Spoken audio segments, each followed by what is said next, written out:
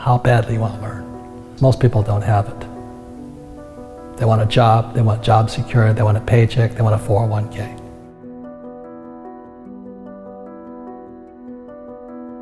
You've got to be so much smarter. If you want to be poor, I hate to say this, you can go to school, but you still won't learn anything about money. You know, there's a lot of people who can't make $1,000. And the reason they can't make $1,000 is because mentally, emotionally, spiritually, and physically, they're not capable of making $1,000, whatever the case is. So Kim and I today are in the multi-millions of dollars in making money. But we wouldn't have gotten there because one time we were having trouble at $1,000. So every time we had a problem, we had to get bigger than the problem. For many people out there with a $1,000 problem, they're not going to solve the problem until they personally develop themselves mentally, emotionally, spiritually, and physically to be bigger than a $1,000 problem. There's 4 types of mindsets. One mindset is I must win. Another mindset is I must be right. Another mindset is I must be liked. And the other mindset is I must be comfortable. So the people who must be liked and the people who must be comfortable will probably never make it as entrepreneurs, simply because, you know, we hear it all the time. I don't really want to be rich. I just want to be comfortable. You know, I want to be with all my friends, have them like me. Well, they should not be entrepreneurs, they should be employees. The rich don't work for money. My way of teaching is to first put doubt in your brain, to challenge your belief systems. And then maybe you can choose new beliefs or keep up with old beliefs. So when you think about working for money, what comes through your head? So if I could explain this to you for the rest of the millennial lessons, it's really going to be on this theme here. Because financial education is about not working for money. Like one of the first questions when I finally realized what my rich dad was saying, I said, well, when do I never need a paycheck again? See, my goal wasn't, you know, go to the moon or, you know, cure cancer. My job was, when would I never need a paycheck again? Because as long as you need a paycheck, be it from an employer or like my poor dad, he was so afraid of losing his government pension. My poor dad was a PhD in education, but what does school teach you about money? Did you learn anything about money at school? Most people don't. So that's why I had my rich dad, who was my best friend's father, and he was teaching me what the rich teach me. If you want to be poor, I hate to say this, you can go to school, but you still won't learn anything about money. And education is more important today, but what do you learn about money? Most kids now going to school, they're coming out of school deeply in debt with student loans, still not learning anything about money. Look at the middle class. You know, they may have high-paying jobs, but the jobs are going away. One of the most important things you have in your life is time. It's one of your greatest assets, or it's your liability. And being, you know, I just turned 70, and I have friends who have nothing. I mean, they have zero. Now they've made a lot of money, but they have nothing here. They have nice houses, nice cars, you know what I mean? And being young is great, except it can be a liability to you. Because when you're young, you're just having a lot of fun and life's exciting, you know, it's new. But the thing is so many people spend their time focusing here. They want to make a lot of money. And I can hear it in their words. I want a career. This is career. Okay? Or I'm going to start my own business. And this is the chart here, which we've seen. This is the cash flow quadrant, book number 2. E is employee.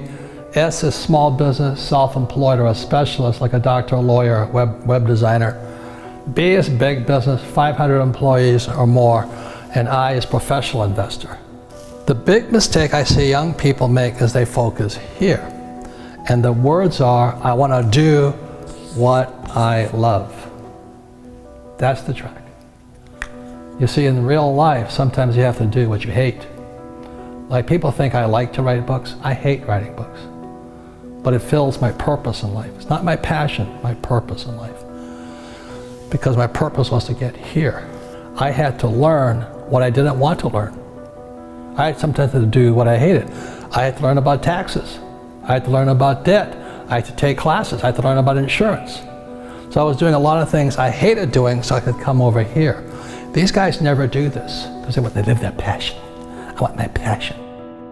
So the big mistake for young people is I'm going to do what I love, which is fine over here. But what do you love the most? Well, I loved my freedom. And I know it sounds greedy, but I love making money. I'd rather have a lot of money than no money. I've been both. I've been broke, I've been in down, everything, but I'd rather have a lot of money. The big mistakes I see young people making is here. You know, they think about what they want to do, what they love. And what I'm saying to you, the millennials right now, invest in what you love. Most young people, or should I say, short-sighted people, they think this is it or this is it. But this is the one here. The reason I make more money is because it's not what I'm doing what I love. I do sometimes what I hate so I can have the assets that I love. I love having a business. So the business affords me the lifestyle I want. And then I invest in real estate. This is what I know. The higher the risk, the more education it takes. How badly you want to learn. Most people don't have it. They want a job, they want job security, they want a paycheck, they want a 401k. And that's why they don't get to come here. That's why they don't get to come over here. Nothing right or wrong, you know. I don't ever want to be here. I knew when I was your age I wanted to come here, but the higher the risk, the higher the returns, but also the higher dedication, education, and study you have to go through. You've got to be so much smarter. And most people, they have it, they have that ability to be that smart, but they rather do what they love rather than invest in what they love. As you know, we learn little to nothing in school, but in fact, you'll find out that going to school actually diminishes your ability to get rich.